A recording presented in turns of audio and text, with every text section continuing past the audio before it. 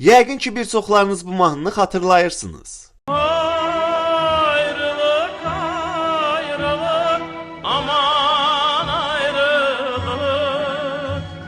Her bir dertten olar yaman ayrılık. Xeyr, bu sadəcə bir sevgi nəğməsi deyil. Ayrılıq əvvəlcə bir şeir idi. Cənubi Azərbaycanın türk şairi Fərhad İbrahimi 1828-ci ildə Türkmənçay müqaviləsi ilə iki yerə bölünən Azərbaycanın ağrısını misralarına köçürdü. Bəstəkar Əli Səlimi isə bu misraları notlara çevirdi. Cənubi Azərbaycan İran hakimiyyəti altında kimlik uğrunda mübarizə aparırdı. Şimal isə Sovet İttifaqının işğalı altındaydı.